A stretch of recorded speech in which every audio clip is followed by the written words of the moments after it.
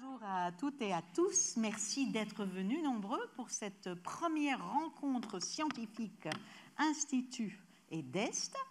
Voilà, donc merci pour cette rencontre très intéressante autour du professeur Yves Lévy, que vous verrez dans une seconde. Un mot sur ces rencontres, pourquoi on a fait ces rencontres. Donc, comme vous le savez, ou vous allez le savoir, l'Institut Veolia organise depuis longtemps des rencontres avec des experts de haut niveau sur des thèmes géopolitiques, sanitaires, environnementaux, pour éclairer aussi l'interne de visions externes qu'on ne regarderait pas forcément dans le cadre du business, de la vie courante. Et depuis un certain temps, l'Institut voulait creuser un thème qui intéresse beaucoup la direction générale, Estelle Brachanoff nous en a parlé plusieurs fois, santé environnementale. Vaste problème montant qui concerne bien sûr tous les métiers du groupe, large, comment le prendre, qui interroger. Donc nous en avons parlé avec nos collègues de la BSP, avec Séverine, et notamment avec l'expertise scientifique et technique, VERI, recherche et innovation, pour ceux qui aimaient l'ancien mot, et pour dire quelles sont les thématiques à creuser et qui faudrait-il inviter. C'est ça l'idée. Donc, d'ailleurs, l'Institut va faire prochainement un numéro spécial de la revue Facts sur santé environnementale. Et on a dit on va commencer par une série de rencontres pour creuser le sujet, voir où il nous mène. Et donc, avec l'aide de la DEST, on a dit la première personne qu'on va interroger sera le professeur Yves Lévy. Mon micro ne marche pas ? Il n'est pas connecté. Donc, désolé pour tout ce que j'ai dit avant. Bonjour à toutes et surtout, je ne répéterai pas. Donc, voilà pourquoi on fait ces rencontres. Et donc, aujourd'hui, le plus important, c'est avec le professeur Yves Lévy, justement parce que c'est un grand expert de cette question-là. Donc, il est, j'ai évidemment mon autre truc, pharmacien, professeur émérite en santé publique, santé environnementale à la faculté de pharmacie de l'université Paris-Saclay. Et ses travaux portent précisément sur ces questions, à savoir qu'est-ce qu'on sait, comment on évalue les risques sanitaires et environnementaux liés aux micropolluants organiques dans les eaux. Par exemple, les perturbateurs, pas que, mais largement sur les perturbateurs endocriniens, les résidus de médicaments, les drogues illicites et tout ce qu'on trouve dans nos eaux et qu'il nous faut enlever dans la mesure du possible.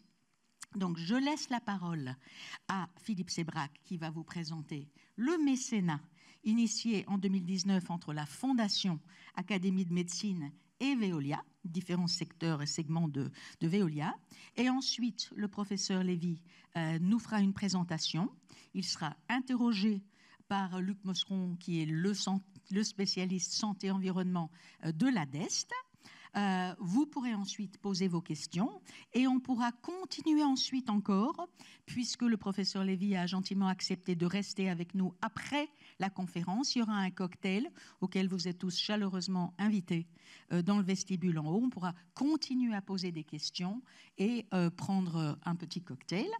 Et ensuite, toute cette matière sera disponible sur le site intranet de l'Institut, avec les présentations, les questions-réponses quand on les aura récoltées et tout ce qui est capté.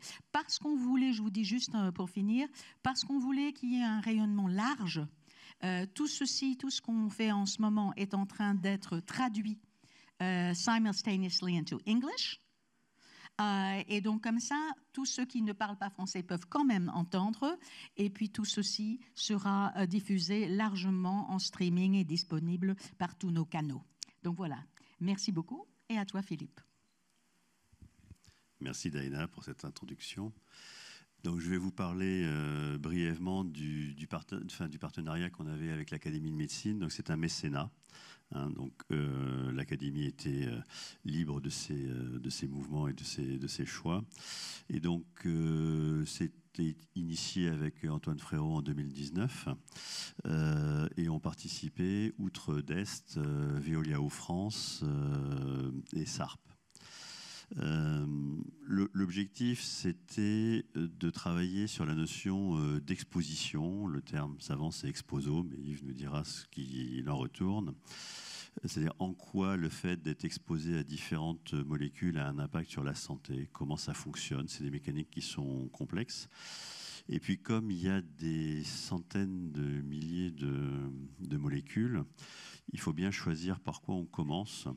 Et donc, on a amené le débat, et c'est la Fondation de l'Académie de médecine qui s'en est occupée, sur ce cycle de 3 ans. Il y a eu plusieurs débats qui ont réuni des experts internationaux, des institutionnels, des ONG, des consommateurs et aussi la représentation nationale. Donc beaucoup de députés sénateurs ont participé aux discussions et il y a eu une restitution finale qui a eu lieu à l'Assemblée nationale en présence donc de la députée et présidente de la commission santé et environnement, Madame Violand. Donc ce mécénat a permis de clarifier aujourd'hui finalement ce qu'on sait et ce qu'on ne sait pas dans le domaine de ces micropolluants et d'identifier des pistes de travail tant sur le plan de la recherche sur ces questions d'exposome que sur le transfert de ces résultats vers le monde politique qui est amené ensuite à travailler sur des questions réglementaires. Ça donnera lieu à la production d'un livre blanc public et d'un glossaire d'ici la fin de l'année. Yves y travaille en ce moment avec les équipes de la Fondation de l'Académie de médecine. Et donc je vais lui laisser maintenant la parole pour venir nous exposer le sujet, et à Luc Mosqueron, notre expert santé et environnement, qui se chargera de l'interroger à l'issue de sa présentation. Donc je vous invite tous les deux à monter sur scène et je vous remercie. Merci.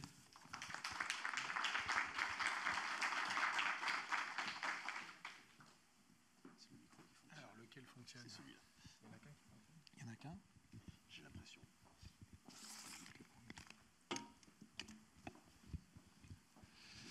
Merci Daina, merci Philippe, et un grand merci au professeur Lévy qui a accepté de participer donc à ces premières rencontres de l'Institut sur le thème de la santé-environnement et en particulier sur les risques chimiques et les impacts sur la santé. Alors avant de rentrer dans le vif du sujet des risques chimiques, j'aurais une première question, professeur Lévy. Est-ce que vous pouvez nous définir ce que c'est finalement que la santé-environnement ou la santé environnementale et nous dire en quelques mots un peu comment elle est née, comment elle est apparue? Merci, bonjour à toutes et à tous. Merci de votre invitation, merci Daina, Philippe, Sandrine et Luc. Alors comment elle est apparue? En fait, on parle aujourd'hui de santé environnementale comme quelque chose de très nouveau, très innovant. Mais rappelons-nous qu'à l'époque d'Hippocrate, il précisait déjà à l'époque qu'on n'installait pas de l'habitat et une ville dans un endroit où l'environnement n'était pas sain. Donc déjà, les gens avaient compris depuis très longtemps qu'il fallait un environnement sain pour ne pas être malade. Et puis après ça, on a ensuite une évolution plus ou moins variable au cours du temps. Et en France, la première structure de santé publique, c'était un bureau municipal au Havre. C'est-à-dire que ce sont les municipalités qui ont commencé, avant même qu'il existe un ministère de la Santé, à se dire il faut qu'on gère la relation entre l'habitant et la santé publique à travers les systèmes urbains. Et donc, ça continue à évoluer. Et puis alors maintenant, on a fait des grands progrès. Donc, je vais vous poser quelques éléments qui permettent de poser la thématique santé environnementale. Et ensuite, on pourra continuer le débat. Donc, cette santé environnementale, en fait, la définition déjà de base de la santé, c'est quoi? La santé est définie par l'OMS comme un état de complet bien-être physique, mental et social. Les trois sont indissociables. Donc, ce n'est pas uniquement la maladie physique, c'est tout l'ensemble. Et on ne pense pas souvent, et pas assez souvent, aux maladies psychologiques aussi. Donc, il faut que ces trois états soient bien réunis.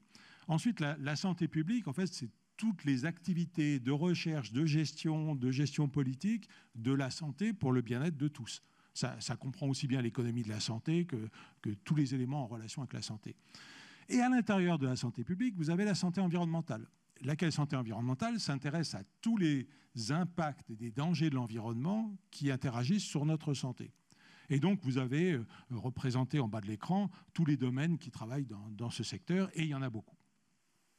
Alors, le fondamental de tout ça, c'est quoi? C'est la présence de dangers chimiques, physiques, biologiques dans notre environnement, dans nos environnements, des expositions. C'est-à-dire que nous sommes tous les jours, 24 heures sur 24, exposés à chaque endroit où nous sommes à des dangers, minimes, importants, pendant toute notre vie, y compris in utero. Et puis, à l'autre extrémité, arrivent les risques. Et donc, ce qui est important, c'est de savoir qu'on a des facteurs génétiques transmis par nos parents qui vont conditionner un certain nombre de nos maladies. Bon, on arrive maintenant à faire des thérapies géniques, mais enfin, c'est débutant. Tout le reste, c'est ce qu'on appelle de l'épigénétique, c'est-à-dire c'est tout ce qui nous arrive en dehors de nos problèmes génétiques. Or, la santé environnementale, elle est typiquement là-dedans. C'est-à-dire qu'on a des problèmes liés à l'environnement, mais aussi notre style de vie, notre niveau d'éducation, l'économie, le social, etc. Et puis après, vous avez tous les accidents, les guerres ou autres qui amènent à des mortalités ou du handicap. Et donc, c'est ce noyau central d'éléments qui vont conditionner notre santé, il est très environnemental et très important. Donc, si on ne veut pas être malade, il faut supprimer les dangers. Il n'y a plus de problème. Plus compliqué à faire que de le dire. Ensuite, supprimer les expositions. Et donc, s'il n'y a plus de danger, plus d'exposition, il n'y a donc plus de risque. Alors ça, c'est la base de tout. Et donc, les piliers que je peux mettre un peu... Alors, il y en a certainement d'autres, mais sur la base de ce qui explique la santé environnementale, c'est d'abord les progrès analytiques qu'on a fait depuis 20 ans. C'est exceptionnel. Aujourd'hui, on est capable de doser des traces infimes d'un polluant dans l'air, dans l'eau, dans les aliments, partout. Et donc, vous avez des chimistes analyticiens qui vous sortent des listes de molécules absolument phénoménales qui embêtent tout le monde, parce que quand on pose la question à l'analyticien, ils disent c'est dangereux tout ça, ça induit des risques. Il vous dit attendez, moi je suis chimiste analyticien, je ne suis pas toxicologue, donc je ne peux pas répondre. Ah bon, alors on se retourne vers le toxicologue qui vous dit ah oui, mais regardez la diversité de toutes ces molécules. Et ça, c'est le deuxième pilier, c'est-à-dire qu'il y a des quantités phénoménales de multiples molécules. Quand on parle aujourd'hui des perfluorés, c'est plus de 1000 molécules qui sont concernées. Et on est confronté à tout ça. Et ça, c'est récent. C'est-à-dire, en gros, ça fait 15-20 ans que les choses se sont révélées comme ça. Et puis après, l'autre problème, c'est que ça transfère à travers tous les compartiments. Et donc, il est facile à certains de dire ça, c'est un problème lié à l'eau. Pourquoi ? Parce que dans l'eau, on analyse beaucoup de choses. Mais ça concerne aussi les aliments. Et là, on ne connaît pas grand-chose. Ça concerne l'air, ça concerne tout l'ensemble de l'environnement. Donc, on ne doit pas cloisonner. On ne peut pas cloisonner. Et le dernier pilier, c'est ce qu'on appelle une seule santé, c'est-à-dire qu'aujourd'hui, on se rend compte à travers ce concept qui est quand même une banalité par rapport à la logique, qui est que si nous sommes humains malades, c'est aussi peut-être parce que les animaux sont malades ou que l'environnement est malade. Et donc, si on protège la santé de l'environnement, de l'homme et des animaux, enfin, plutôt de l'environnement et des animaux, nous-mêmes serons protégés. Et donc, dans ce concept, pour illustrer... par exemple, les avances analytiques, j'ai mis ce beau petit nuage de points en haut à droite, ça vous montre un exemple d'une analyse avec des milliers de tests de choses dépistées.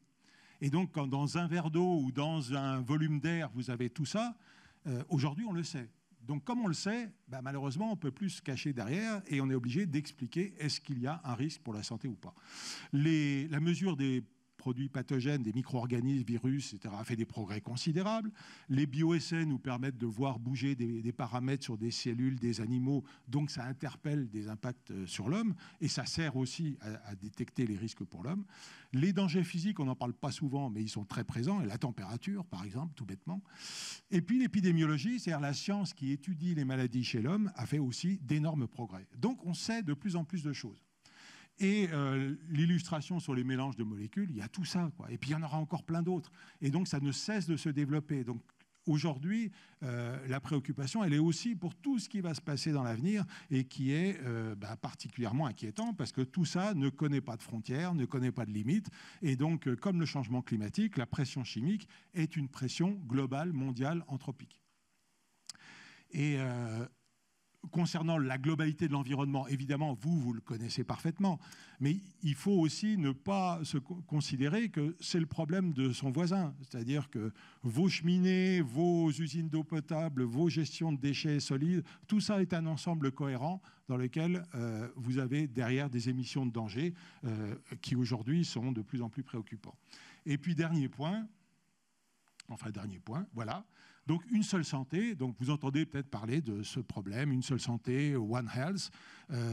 Ça a été très pris en France en main par les vétérinaires qui ont dit « Ah oui, on va parler des zoonoses », c'est-à-dire, en gros, les virus et bactéries qui passent par les animaux. Mais non, ce n'est pas les vétérinaires, ce n'est pas l'animal. C'est l'animal, l'environnement général, y compris le végétal, et l'humain. Et c'est cette cohérence, cette cohésion entre ces trois facteurs qui font que si on casse l'un, on casse forcément les autres. Et donc, c'est banal de dire ça. Il n'empêche que c'est depuis que ce concept s'est développé que, je dirais, en globalité, on surfe sur la vague, y compris au niveau politique, pour dire « Ah oui, mais c'est vrai qu'il faut se préoccuper de tout l'ensemble ». Donc, tant mieux. Ça veut dire que depuis 15 ans, la connaissance de la gravité de la situation et les progrès de la prise en compte de tout ça ont quand même réellement beaucoup progressé. Trop lentement, mais ça progresse.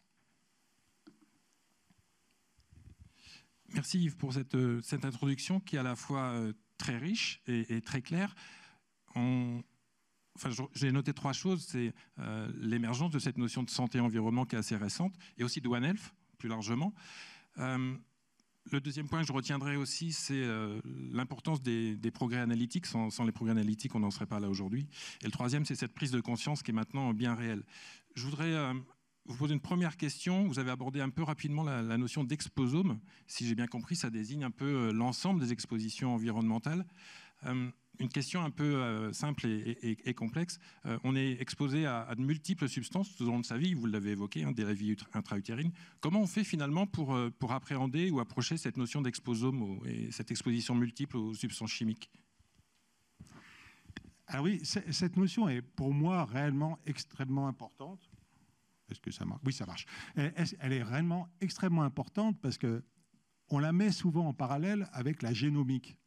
Alors vous avez entendu parler, il y a quelques années, on a commencé à découvrir le génome humain. Waouh, ça a été exceptionnel, on a dit grâce à ça, on va pouvoir guérir toutes les maladies, ça va être fabuleux. Et donc, on a mis beaucoup d'argent dans la génomique, on a créé les génopoles, tout ça, enfin beaucoup de recherche mondiale dans ces enjeux. Là, l'exposomique ou l'exposome est, à mon avis, et de l'avis d'autres experts, du même niveau. C'est-à-dire être capable de mesurer toutes les expositions de notre vie, de manière à mettre ça dans un grand ordinateur, et nous en avons des merveilleux aujourd'hui, avec en parallèle toutes les connaissances des maladies.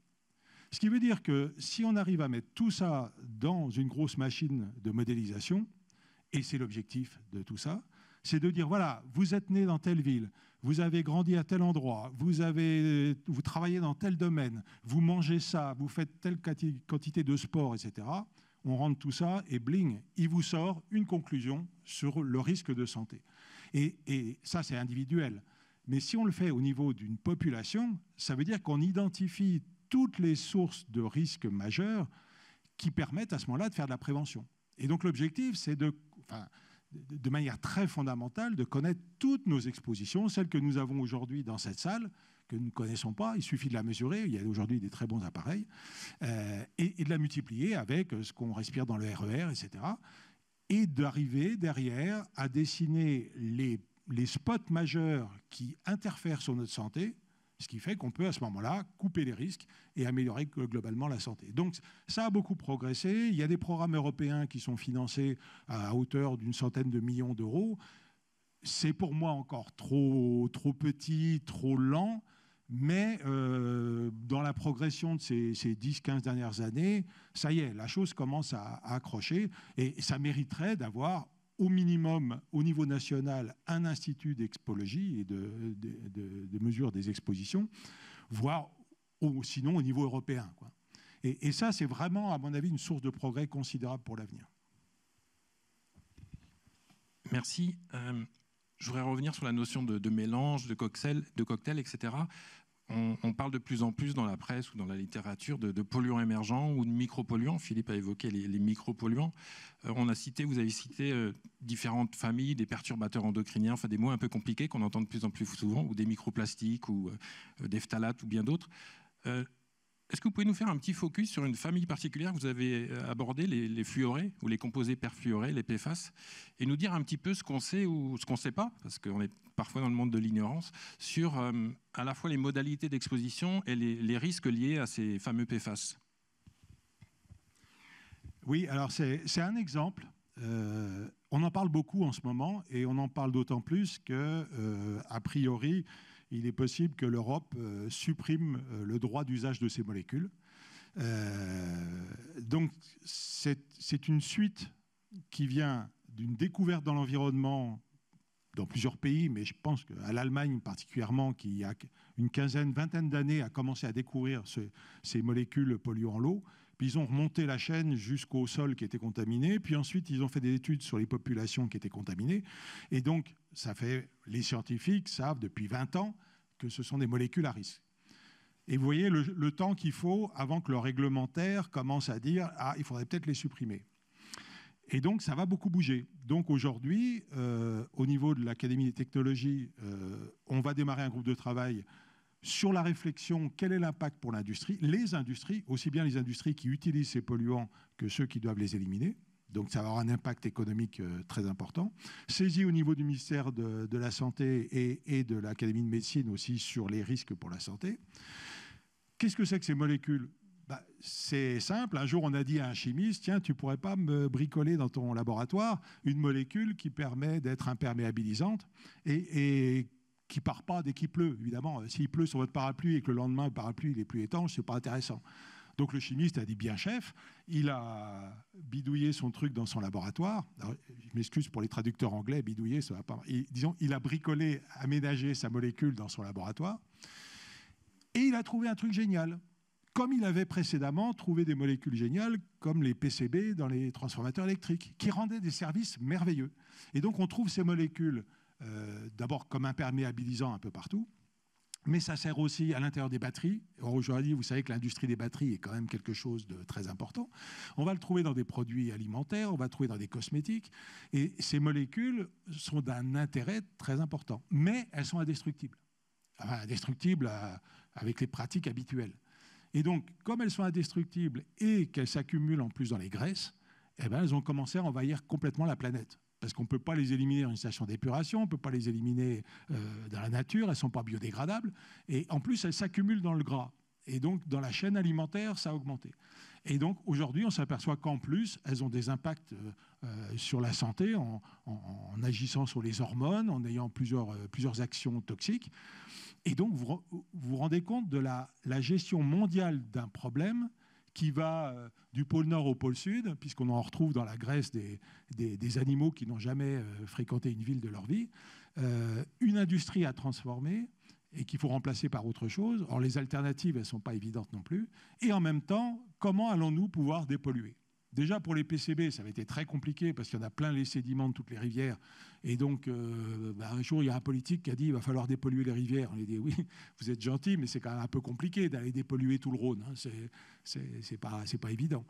Et donc, cette famille de molécules est un exemple d'autres familles de molécules chimiques qui rendent des grands services, hein, qui nous ont permis d'améliorer notre espérance de vie, etc. Il ne faut pas le nier. Comme les plastifiants. Les plastifiants ont permis de faire des choses merveilleuses. Mais l'inconvénient, c'est qu'aujourd'hui, on les a partout. Et donc, sans frontières, sans limites, avec des impacts sur les animaux et sur l'homme, eh ben, ça remet en cause la réflexion sur la mise sur le marché de molécules qui ont certes un intérêt technologique majeur, mais aussi un impact environnemental très important. Donc, attention, il faut se méfier des vagues maniaco-dépressives où d'un seul coup, on parle des résidus de médicaments dans l'environnement. Alors là, tout le monde ne parle plus que de ça. Et puis, on oublie les pesticides pendant ce temps-là.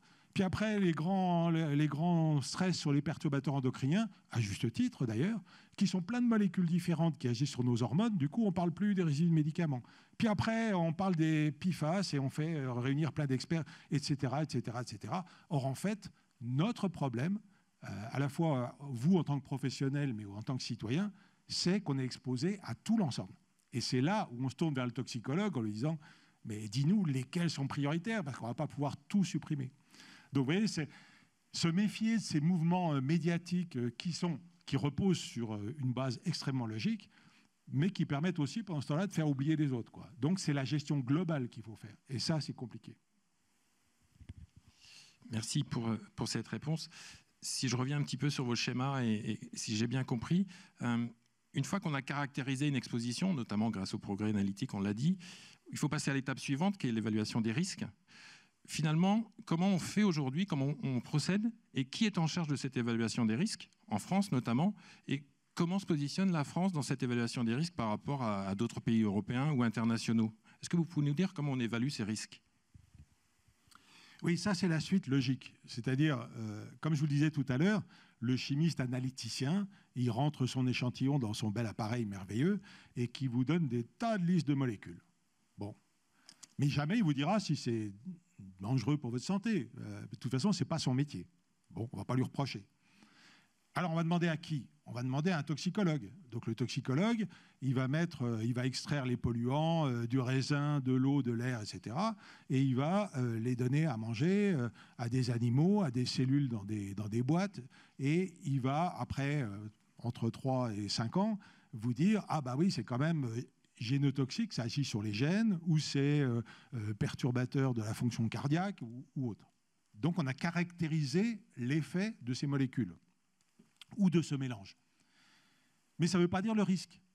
C'est-à-dire qu'en gros, si ce produit chimique, il n'existe que dans un pays très loin et qu'il n'existe pas en France, il n'y a donc pas d'exposition, donc pas de risque. Le risque, il sera dans le pays lointain, mais il ne sera pas ici. Donc il faut pouvoir caractériser le risque. Et qui s'en occupe? Ce sont les agences sanitaires. Donc dans les grands pays, je ne vais pas les appeler développés, les grands pays économiquement développés, il y a des agences publiques qui rassemblent l'ensemble des informations de la toxicologie et vont étudier pour les femmes enceintes, pour les nourrissons, pour les adultes, en considérant par exemple que l'adulte mange tant de kilos de tel aliment ou boit tant de litres de cette eau. Connaissant les limites toxicologiques de la molécule, on multiplie tout ça dans une savante formule, on met un facteur d'incertitude autour parce que c'est jamais très très précis, donc on rajoute un facteur de protection et on aboutit à une valeur limite réglementaire qui permet de mettre des normes pour protéger la santé. Et en général, on prend le risque le plus important, enfin l'effet le plus important et le sujet le plus sensible. Donc parfois, la norme, elle est basée sur le nourrisson, parce qu'on sait que c'est lui qui sera le plus sensible à tel polluant. Et comme on veut protéger l'ensemble de la population, on va se fixer là-dessus. Donc vous avez des agences publiques. En France, c'est l'ANSES, l'Agence nationale de sécurité sanitaire de l'environnement du travail, qui s'en occupe avec des comités d'experts indépendants, qui sont des experts toxicologues qui viennent autour de la table et qui élaborent ce travail. Ça peut être assez long. Mais il arrive le cas, alors il y a les équivalents, bien sûr, en Allemagne, aux Pays-Bas, etc. Tout le monde participe. C'est-à-dire qu'il y a des gens qui laissent entendre que c'est un espèce de complot franco-français qui veut nuire à l'industrie française, etc. On entend ça régulièrement. Non, non, non, c'est des comités d'experts internationaux qui échangent entre eux. Et s'il y avait un pays qui trouvait quelque chose de très particulier, tous les autres le savent immédiatement. Donc c'est vraiment une réflexion scientifique mondiale. Et ensuite arrive la gestion. Et si on n'a aucune donnée toxicologique? Ah, problème. Donc là, vous cherchez partout dans toute la littérature, vous interrogez tous les experts, tout le monde vous dit bon, on ne connaît rien sur cette molécule. Et c'est le cas aujourd'hui pour certains produits de dégradation de ces produits chimiques. Et donc évidemment, le contribuable, le citoyen que nous sommes, il va dire attendez, vous vous rendez compte, dans mon raisin ou dans mon verre d'eau, j'ai ce polluant, mais pourquoi vous ne faites rien? Et donc on lui répond mais monsieur, madame, c'est parce qu'on n'a aucune information toxicologique sur cette molécule. Ah oui, mais moi, il me faut me protéger. Ce qui est légitime. Et donc, à ce moment-là, les experts vont essayer d'élaborer une norme de gestion. C'est-à-dire une norme qui n'est pas du tout scientifique, qui est basée sur un niveau de protection suffisant pour dire, bon, on a pris ceinture, bretelles, protection et tout ce qu'on veut, et on arrive à cette valeur qui n'est pas absurde et qui permet quand même de mettre des normes et de protéger la population. Donc, ce n'est pas évident comme travail, parce qu'il faut avoir les experts, il faut avoir les données, et il faut avoir aussi un peu de recul et d'expérience pour aboutir à un consensus d'expertise qu'on va ensuite mettre sur la table des décideurs. Et il ne faut pas confondre les décideurs et les experts d'évaluation de risque.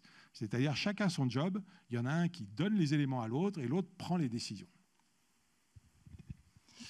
Justement, je vais rebondir sur vos derniers mots, parce que vous avez dit que finalement, ça reste difficile aujourd'hui d'évaluer des risques sanitaires et les impacts pour la population. Il y a pas mal d'incertitudes finalement autour de ces estimations. J'ai une double question. Comment finalement intègrent les pouvoirs publics, les autorités sanitaires cette incertitude ? Et d'autre part, vous avez évoqué l'expertise. Si on revient quelques mois en arrière et qu'on prend l'exemple du Covid, par exemple, on a vu que le citoyen pouvait exprimer une certaine méfiance ou une défiance. En tout cas, il y avait parfois une remise en cause de l'expertise scientifique. Qu'est-ce que vous pensez de ces deux points ? Oui, effectivement, tous ces éléments se tiennent. Et aujourd'hui, on a tous un problème, pas que les décideurs, le citoyen aussi, c'est de retrouver la confiance dans ceux qui sont là pour protéger votre santé. C'est terrible parce que vous avez vu qu'en France, aujourd'hui, on considère que les sachants, en particulier, par exemple, les professeurs dans les écoles, sont considérés comme des gens pas très intéressants. C'est plus l'époque que j'ai connue dans mon enfance où l'instituteur, le professeur de l'école, il était mis au pinacle. C'est-à-dire vraiment, c'était la personne qui savait et qui apportait à l'enfant de quoi pouvoir se développer dans la vie, se protéger dans la vie. Aujourd'hui, on dit oui, non, mais les profs, ils sont tous nuls, etc. Et ça peut aller jusqu'à même les tuer. Donc ça, c'est terrible, c'est terrible. Après, les scientifiques, ça va être un peu la même chose. Dire, oui, non, mais tous ces experts, vous avez vu avec la crise Covid, alors, sur les chaînes de télé en continu, vous aviez 72 000 experts qui passaient les uns après les autres. Il suffisait que le gars il soit médecin généraliste pour qu'on dise qu'il est expert de virologie. Ben non, il est médecin généraliste, il n'est pas expert de virologie. Qu'est-ce qu'il vient faire là pour expliquer son... Il peut expliquer sa spécialité de médecin généraliste, mais il n'est pas virologue. Et comme les gens, il faut que ça tourne dans les médias et partout, et en plus, vous avez les réseaux sociaux. Donc, on a une véritable crise de confiance dans l'autorité sachante. Alors, il faut faire attention au terme, l'autorité sachante pour protéger notre santé. Or, quand on dit « Ah oui, mais attendez, ce que je viens de vous dire, c'est mais là, j'ai 50 polluants dans mon échantillon. Sur les 50, il y en a 40 où je n'ai aucune information toxicologique. » On me dit « Ah oui, mais vous ne savez rien alors ?» Ce n'est pas moi, c'est le monde entier qui ne sait rien. Et donc, OK, il faut qu'on progresse pour prévenir la santé, protéger la santé de tout le monde, mais en attendant que d'abord, il faut donner des moyens aux toxicologues pour étudier tout ça, ce qui n'est pas non plus évident, parce que les moyens dans ce domaine, c'est relativement limité. Et puis, il faut attendre. Et quand je dois prendre ma décision, je suis préfet et je dois prendre ma décision pour demain matin, je ne vais pas attendre 10 ans que les toxicologues me répondent. Et donc, dans ces données-là, il y a beaucoup d'imprécisions. Et moins on a des données précises, plus on a de l'imprécision. Ça veut dire qu'il faut que le public que nous sommes sache admettre qu'il y a des situations où la science mondiale ne sait pas parfaitement et il faut accepter cette imprécision en disant « Oui, écoutez, je ne vais pas vous donner une valeur à 0,1 quelque chose. Je vais vous mettre une valeur qui va se promener entre 0,8 et 1 parce qu'aujourd'hui, c'est ce que je peux faire de mieux. Mais au moins, je sais que je peux vous protéger. » Mais les gens ne sont pas prêts à l'admettre. Ils me disent « Attendez, moi, j'achète mon raisin. » Je prends toujours l'exemple du raisin parce qu'il est très pollué. Mais j'achète ma nourriture. Je ne veux pas une trace de pesticides dedans. Et on leur dit « Mais ce n'est pas possible puisqu'il y en a partout actuellement. » Oui, mais moi, je ne veux pas le savoir. Et pourtant, ils devraient comprendre que les études ont permis de dire, dans l'imprécision générale, on peut considérer que c'est mis sur le marché avec une sécurité. Donc, c'est vraiment un problème de communication, d'expression et en même temps un problème d'éducation à l'école. C'est-à-dire qu'aujourd'hui, dans notre école en France, il n'y a pas de cours de santé. Il y a un cours de physiologie, on apprend comment fonctionnent les organes, ce que c'est que le corps, les os, etc. Mais il n'y a pas, en parallèle ou en simultané, une éducation à la santé. Il faudrait que chaque enfant qui sort du lycée puisse savoir exactement les déterminants de sa santé, y compris la santé environnementale. Bon, après, s'il ne veut pas en tenir compte, c'est son problème, mais au moins on lui a mis dans la tête. Et donc ça, c'est une chaîne de rétablissement de la confiance qui est très compliquée. Et on l'a vu dans l'exemple cité de la Covid.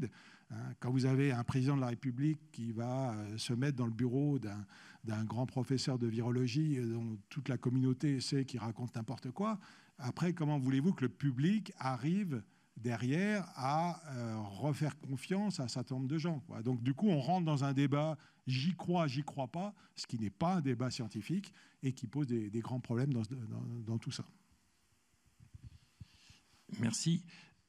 Finalement, dans ce champ de la santé et environnement, vous avez évoqué plein d'acteurs ou de parties prenantes, du citoyen jusqu'au système éducatif ou aux autorités. Il y en a un qu'on n'a pas évoqué encore, c'est l'acteur industriel, ou en tout cas l'industrie. Pour vous, pour un groupe comme Veolia, par exemple, quel est ou quel devrait être son rôle dans le champ de la santé environnementale large? Oui, c'est une bonne question et c'est un sujet auquel je tiens. D'abord parce que j'ai passé une partie de ma carrière dans les centres de recherche privés et donc j'ai vécu le monde du privé et le monde de l'université et donc du public. Et j'ai toujours vu que quand on prenait les gens intelligents dans le privé et les gens intelligents dans le public et qu'on les mettait ensemble, on faisait des choses merveilleuses. Donc, il faut absolument, et on le sait, le public considère que dès que c'est privé, il y a du conflit d'intérêts, ce qui est souvent vrai. Certains considèrent que tout ce qui est du domaine du public, c'est envahissant, c'est contraignant, c'est avec des gens incompétents, etc. Ça, il faut arrêter. C'est-à-dire qu'il faut prendre les gens intelligents d'un côté et de l'autre, les mettre ensemble sur une question importante. Et la question qu'on évoque aujourd'hui, la question de la multicontamination chimique en relation avec la santé humaine, c'est un problème de société fondamental. C'est-à-dire que ce n'est pas demain qu'on va interdire les plastiques. Or, vous imaginez un hôpital qui n'a plus de plastique, c'est même pas pensable à court terme. Mais il va bien falloir à un moment trouver des alternatives. Donc ça veut dire que l'industrie du plastique doit travailler avec les autorités sanitaires pour aller le plus vite possible. Veolia, c'est un cas particulier, c'est-à-dire que vous avez à la fois la fonction de dépolluer, qui est absolument extraordinaire, c'est-à-dire le public ne s'en rend pas assez compte. Les gens entendent parler de Veolia, bien sûr, surtout avec leurs factures d'eau, mais ils ne savent pas ce qui se passe sur l'élimination des déchets, ils ne savent pas les prestations de ce que j'ai évoqué au début. C'est-à-dire, souvenez-vous du problème du bureau municipal du Havre, c'était la ville considère qu'elle doit prendre en main tout ce qui va protéger la santé des populations. Or, la ville, c'est quand même en grande partie aussi vos clients, et donc toutes les actions que vous menez qui ont un rôle dans ce problème de santé environnementale, il n'est pas assez connu et il est très important. Et les autorités le reconnaissent. C'est-à-dire qu'ils savent bien qu'il y a un certain nombre de choses qu'ils ne sont pas capables de faire sans l'aide que vous êtes susceptible d'apporter. Et à l'inverse, on a aussi dans le monde du public et en particulier de la recherche publique, des besoins absolument de collaborer avec l'industriel, parce que quand on voit les moyens mis dans la recherche en santé environnementale aujourd'hui en France, au regard de l'aide que vous êtes susceptible d'apporter, alors je parle de la France, mais on peut évoquer l'Europe au complet, c'est complètement disproportionné. C'est-à-dire que vous avez des connaissances de terrain que des chercheurs dans leur laboratoire n'ont pas forcément, vous avez des outils et des moyens qui sont hyper disproportionnés par rapport à ce que certains laboratoires de santé environnement peuvent avoir. Donc, la question, elle est aujourd'hui clairement de faire des collaborations entre les diverses activités de votre groupe et ce thème santé-environnement, et que ce partenariat constructif se fasse aussi, bien sûr, en partenariat avec les autorités sanitaires, ce qui arrive à chaque fois qu'il y a des crises, les agences régionales de santé, les gestionnaires de l'eau, des déchets locaux et les élus se réunissent pour essayer de gérer la situation. Donc, ce partenariat-là, il doit devenir naturel, constructif, et que le public entende dire « Ah oui, là, c'est vachement bien, on a ensemble des acteurs publics, des acteurs privés, qui ont pris en main notre problème de santé, le mien, celui de mes enfants, mes petits-enfants. Et donc, ça me rassure. Je n'ai pas envie d'avoir une séparation des systèmes, quoi. Donc, chacun de vous, dans vos activités de groupe, vous êtes forcément associé soit en tant que pollueur potentiel, usine d'incinération d'ordures ménagères, par exemple, soit en tant que dépollueur. Et donc, vous avez besoin, dans tous vos domaines d'activité, de mettre en commun ce thème de santé-environnement pour apporter de l'aide et de la contribution aux décideurs publics. Merci. Parce que le temps passe, j'aurais plein de questions à vous poser, mais je vais être obligé de poser la dernière avant de laisser la parole aux gens qui sont dans la salle et à distance, et que j'invite à poser leurs questions par le chat. On fera le relais tout à l'heure. Donc moi, j'aurais une dernière question à vous poser, enfin qui est une double question en fait. C'est la dernière, alors, sûrement la plus difficile. Pour vous, c'est quoi les enjeux de demain en termes de dépollution environnementale, justement, vous avez évoqué ça par rapport aux risques chimiques, et plus largement, les principaux défis en termes de santé et d'environnement? Alors, question difficile, réponse courte. En fait, pas si difficile que ça, c'est la réalisation qui est difficile. On a tous besoin d'identifier les cibles majeures. On sait bien qu'on n'aura pas des moyens pour tout faire. Donc, ça veut dire identifier les cibles majeures d'action sur ce qu'on appelle le budget espace-temps d'un individu sur ces 24 heures. Sur quoi faut-il agir pour améliorer la santé de manière significative? Dans la pollution de l'air, la pollution de l'eau, la pollution des aliments. Donc ça veut dire développer la connaissance, les mesures, les données. Une fois qu'on a les données, tout le monde est capable de se mettre autour de la table pour identifier, hiérarchiser ces risques. Donc si on hiérarchise les risques, on aide aussi les décideurs et derrière on met les moyens pour éliminer tout ça. Et qui dit les moyens dit aussi qui va payer. Et donc derrière, il faut être capable d'expliquer dans la transparence totale auprès du citoyen ce qu'il va falloir faire. Ça fait penser à la Suisse, par exemple, qui, pour les résidus de médicaments et les pesticides, a dit, voilà, on ne veut plus de ces résidus dans nos eaux usées, donc on lève un impôt de, je ne sais plus combien de francs suisses par individu, et avec ça, on investit dans les stations d'épuration pour mettre un traitement quaternaire. Voilà, ils ont expliqué pourquoi la population a compris, elle a compris que c'était pour protéger sa santé et celle de l'environnement. Alors, vous direz, en Suisse, évidemment, ils sont très attachés à l'environnement, mais en France aussi. Et avec une explication transparente, les choses arrivent à se dérouler. J'espère. J'espère. Merci pour cette réponse brève. Et puis un grand merci aussi pour l'ensemble de votre intervention et des réponses qui ont, je pense, bien permis de planter le décor sur ce qu'est la santé-environnement, les principaux risques chimiques et toutes les incertitudes qu'il y a encore autour.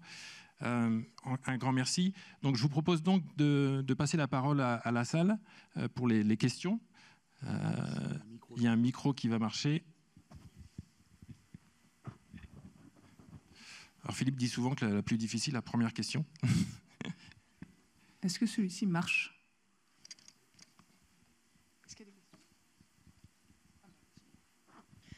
Je la pose parce qu'elle n'a pas été posée. Est-ce que la législation ou la réglementation commence à parler d'exposome? Non, pas vraiment. Disons que c'est inscrit le mot est inscrit dans des textes, et notamment dans le nouveau plan santé-environnement, parce que vous ne le savez peut-être pas, mais en France, comme dans beaucoup de pays d'Europe, il existe un plan national santé-environnement. Alors des plans, vous savez, on en fait plein. Dès qu'il y a un nouveau problème, on fait un plan. Ce qu'il faut tout de suite regarder, c'est combien d'argent est consacré à ce plan. Ça vous dit tout de suite s'il va être efficace ou pas. Et donc, il y a un plan national santé-environnement dans lequel l'exposome est cité. Mais il faut voir que la notion d'exposome, aujourd'hui, elle est encore considérée attachée à la recherche. C'est-à-dire... c'est plus de la perspective d'avenir. Or, en fait, ce n'est pas totalement vrai parce qu'aujourd'hui, on a déjà des bases de données gigantesques de paramètres, de mesures, et donc on est déjà susceptible d'apporter des éléments. Avant que ça rentre dans la réglementation, je ne pense pas que ça va passer par une réglementation sur l'exposome. Il y aura peut-être une réglementation après, quand on voudra réduire les grosses expositions. Mais par contre, aujourd'hui, on a déjà, par exemple, au niveau européen, le programme qu'on appelle REACH, programme d'évaluation des produits chimiques avant leur mise sur le marché, qui était censé permettre de ne pas mettre sur le marché les molécules les plus dangereuses pour l'environnement et la santé. J'ai entendu aux dernières nouvelles que le programme REACH, il avait un peu de plomb dans l'aile et que l'Europe avait décidé de se dépêcher de reporter des décisions à moyen terme. Donc, ça ne va pas bouger beaucoup de ce côté-là non plus. Donc, pour l'instant, c'est quand même une motivation à développer au sein de la recherche et du développement en général.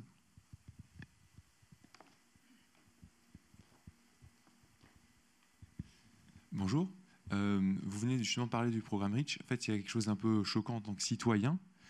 C'est que dans votre exemple du scientifique qui développe une molécule et qui dit bah, ça fait ça, on n'a qu'à la mettre sur le marché.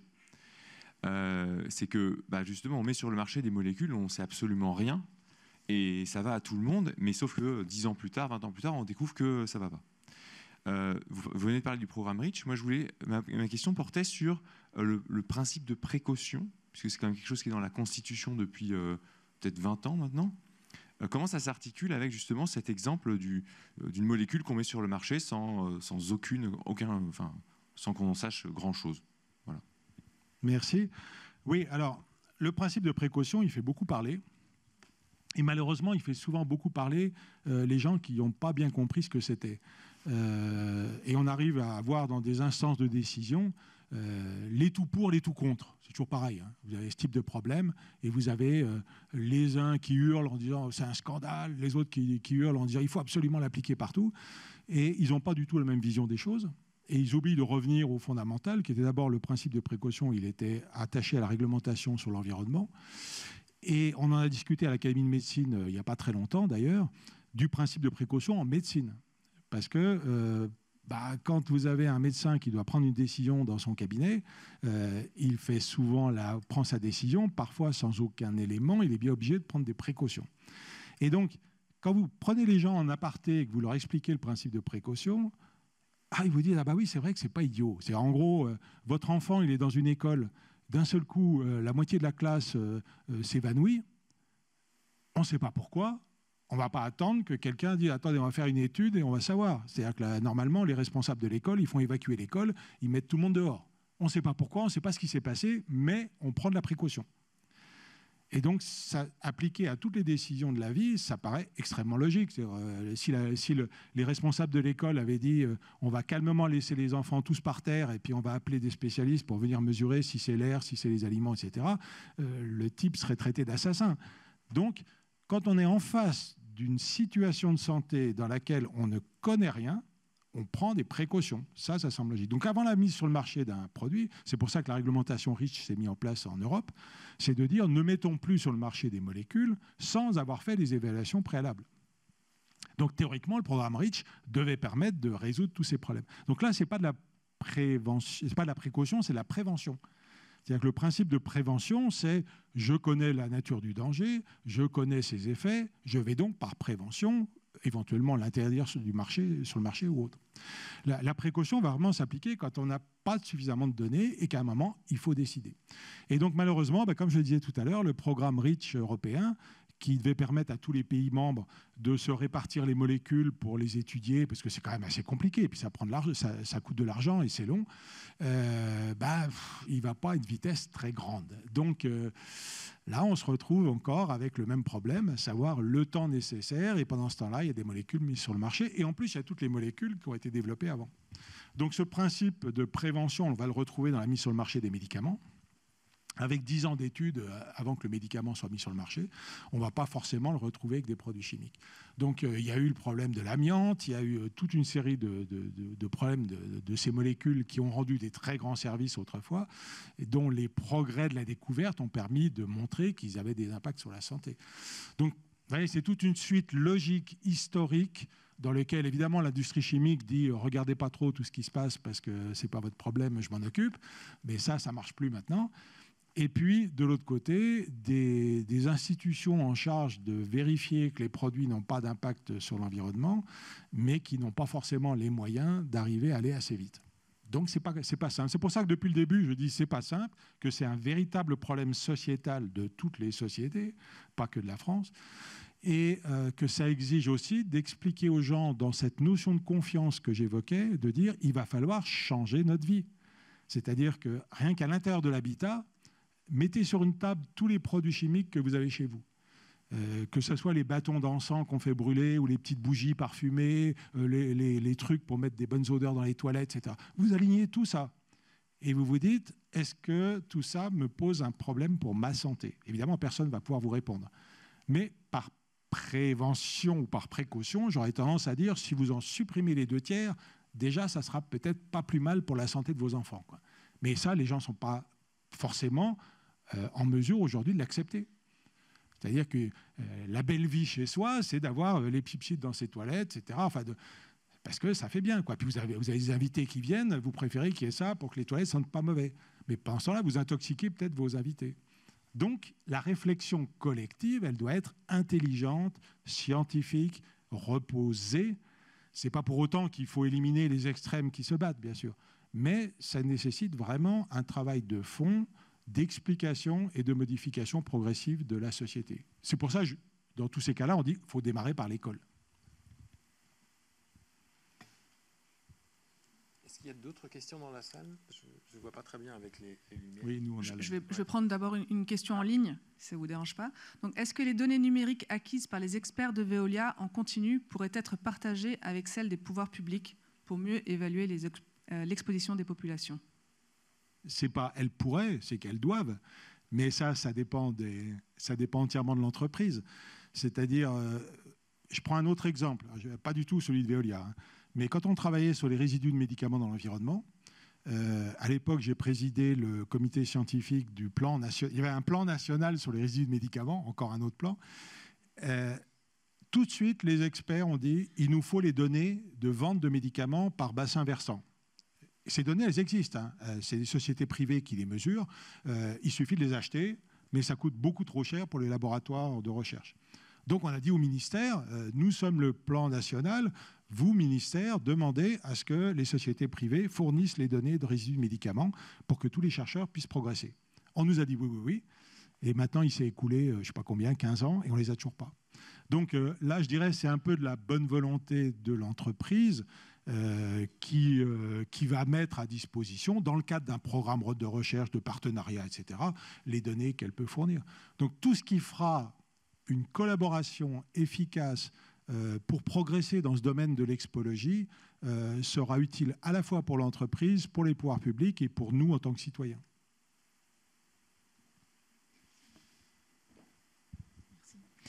Depuis quand et de quelle façon les interactions entre les différentes molécules sont prises en compte dans les études?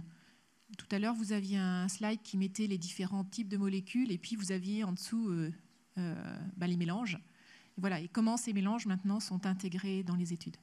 Alors, dans les études, ça, il n'y a pas de problème. Par exemple, dans mon laboratoire, on prenait un échantillon d'eau, eau usée, eau potable, mais ça peut être valable aussi pour les aliments. Et à chaque fois, je redis, attention, il ne faut pas focaliser sur l'eau, mais bon, comme ma spécialité, c'était l'eau, on extrayait ces molécules de l'eau avec les moyens les meilleurs dont on disposait. On sait très bien qu'on en perd une partie. Bon. Donc déjà, quand les gens vous disent « j'ai extrait tous les polluants », ce n'est pas vrai. Ils ont extrait une partie des polluants. Ensuite, ce mélange, imaginez, on fait passer 10 litres d'eau et on concentre ça dans un petit flacon de quelques millilitres. Déjà, est-ce que ça veut dire exactement la même chose? On ne sait pas trop. Et ce petit extrait, on va ensuite le mettre en contact avec des cellules dans des modèles particuliers ou directement on le fait absorber à des animaux. Et donc là, on prend en compte l'effet du mélange. Alors après, les gens nous disent « Ah oui, mais pourquoi l'animal a développé un cancer ?» On n'en sait rien puisque c'était le mélange complet. Alors on peut analyser le mélange, mais on ne saura pas forcément la molécule qui est dedans. Et on progresse aussi dans ce domaine en disant on prend le mélange, on le fractionne en petites fractions, sous-fractions, et chaque petite fraction, on va la tester, jusqu'au moment où on essaye de trouver le responsable. Donc ça, c'est fait déjà dans les laboratoires, mais ce n'est pas de la routine. C'est-à-dire, il n'y a aucune autorité de contrôle des aliments ou de l'eau qui fait des tests de mélange. Donc c'est encore du domaine de l'évaluation, et quand on demande à la toxicologie de répondre, il y a quelques logiciels aujourd'hui de prédiction des effets toxiques qui étudient ce problème des mélanges, mais c'est impossible d'avoir une généralisation toxicologique sur les mélanges, puisque les mélanges sont différents tout le temps, quoi. Donc ça veut dire qu'il va falloir, et ça progresse, à moyen terme, que la réglementation européenne prenne en compte ce qu'on appelle les bioessais. C'est-à-dire ça, c'est je prends mon échantillon, je le mélange avec des cellules A, des cellules B, des cellules C, etc. Bon, ça, les spécialistes savent faire. Et derrière, je mets une norme. C'est-à-dire que sur le crustacé, machin chose, si il réagit de telle manière, ça veut dire que c'est inacceptable. Or, aujourd'hui, les normes, c'est des listes de produits chimiques avec des valeurs à côté. Donc, on n'en est pas encore à introduire ces bioessais dans la réglementation, mais il y a quand même des bons signes, c'est que la Commission européenne finance des études pour identifier cette liste de bioessais. Et une fois qu'elle sera identifiée, après, il faudra vérifier que les laboratoires disent tous la même chose. Ce qui n'est pas évident, parce que quand vous achetez un appareil de mesure, vous pouvez mettre tous les appareils autour de la table, puis vous les calibrez tous ensemble. Mais quand vous manipulez des poissons, des souris, des cellules de mammifères et tout, c'est parfois très dépendant du laboratoire. Donc ça veut dire, c'est pour ça que je parle de moyen terme. Mais ça progresse, ça progresse. Il faut être positif un peu. Merci beaucoup. C'était vraiment très clair et très pédagogique. Je voulais vous demander, pour ce que vous disiez, très intéressant sur l'éducation à la santé. Est-ce que vous nous avez parlé de la Suisse pour un autre exemple. Est-ce que vous avez des exemples de pays d'Europe ou pas d'Europe qui ont commencé ou depuis longtemps ou depuis peu à mettre en place une telle éducation à la santé? C'est ma première question. Et une autre comparative aussi, les États-Unis.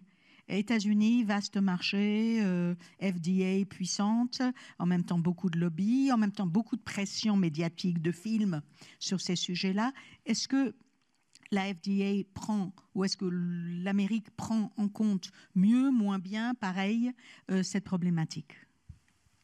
Alors, pour ce qui est de l'école, on a fait un gros travail depuis 1 an à l'Académie de médecine sur ce sujet, justement pour proposer aux autorités d'introduire la santé à l'école. Mais bon, le problème, c'est que tout le monde veut introduire des tas de trucs à l'école. Chaque activité voudrait bien que les mathématiques soient mieux enseignées à l'école, etc. Donc, la pauvre école, là, elle n'en peut plus. Mais c'est pour ça que nous, on dit qu'il ne faut pas tout bouleverser. Il faut introduire des éléments dans ce qui existe déjà. Du coup, on a comparé un peu avec d'autres pays. Et globalement, non. Surtout en Europe, il n'y a pas beaucoup de pays qui le font. Par contre, ce qui se fait, qu'on a vu au Japon, au Japon, dans chaque école, il y a une personne qui est chargée de faire des cours de santé. Et ça, c'est très bien. Ça veut dire qu'il y a une personne qui est salariée dans l'école, qui parfois fait aussi un peu l'infirmière locale, qui est chargée de faire ce cours. Et ça, c'est très intéressant. Mais c'est dans la structure de la société japonaise depuis très longtemps. Donc, on ne peut pas dire qu'il ne se passe rien dans l'école. Il y a aujourd'hui des gens qui viennent faire des cours sur le tabagisme. Alors, il y a un gendarme qui vient ou une association sur la santé sexuelle, etc. Mais ça reste très ponctuel et très dépendant du chef d'établissement ou de la région, etc. Donc, c'est ça qui ne va pas. C'est-à-dire qu'il n'y a pas rien sur la santé, mais il n'y a pas un schéma construit. C'est-à-dire quoi ? En fait, c'est simple. Un citoyen qui doit sortir de l'école, qu'est-ce qu'il doit savoir ? Il doit savoir lire, compter, se comporter vis-à-vis des autres en société, et puis, qu'est-ce qu'il y a d'autre ? Connaître le français, etc. Et il doit savoir protéger sa santé. C'est-à-dire que la santé, c'est quand même le fondamental que nous avons tous. Et on s'en rend compte chaque fois qu'on est malade. On se dit, ah bah oui, j'aimerais bien retrouver la santé. Donc, c'est pour moi un aussi gros fondamental pour un citoyen d'être bon en mathématiques et d'être bon en protection de sa santé. Mais ça, avant que ça change dans les états d'esprit de certains décideurs, c'est pas gagné quand même. Et pourtant, quand on en parle individuellement, il se dit, ah bah oui, c'est vrai que c'est important pour mes enfants. Et côté États-Unis, la vision par rapport à ces problèmes, elle est très développée. Ils ont depuis toujours eu, alors je parle en particulier pour l'eau, mais c'est valable pour d'autres domaines aussi, la notion de prendre toxique par toxique. Donc du coup, des notions de limite de qualité assez individuelles. Donc côté mélange, il n'y a pas plus de choses qu'en Europe. Et la préoccupation scientifique y est, avec les moyens scientifiques américains qui sont bien au-delà des nôtres. Donc je dirais on est à peu près au même niveau. Ce n'était pas le cas il y a 30 ans. Alors là, je fais vraiment le vieux, mais il y a une époque où la France était vraiment en retard par rapport aux anglo-saxons, aux Allemands, aux Hollandais, sur les aspects de relation entre l'environnement et la santé. On a bien rattrapé, ça, il n'y a pas de problème. Et c'est pour ça que j'insistais sur le fait que cette connaissance scientifique, elle est mondiale et elle progresse malheureusement aussi lentement, mais elle progresse de manière collective. Merci pour l'ensemble de ces réponses. Je crois malheureusement qu'il est l'heure. Il y avait peut-être plein d'autres questions, mais je ne sais pas s'il y en avait en ligne, mais on pourra les relayer au professeur Lévy et puis qui pourra nous répondre à distance. Et puis je crois, avant de laisser la parole à Dina pour conclure, je crois que on peut poursuivre l'échange au cocktail tout à l'heure, s'il reste des questions parmi les gens de la salle. Donc je vais laisser la parole à Dina pour conclure. Oh, moi, je n'ai pas de parole. C'était vraiment un grand merci de nous avoir éclaircis. Ça ouvre énormément de pistes que je pense les uns et les autres vont creuser. Nous, en tant qu'institut, on va les creuser et revenir vous voir pour différents sujets, que ce soit les méthodologies, où est-ce qu'on a avancé, qu'est-ce qui reste à faire.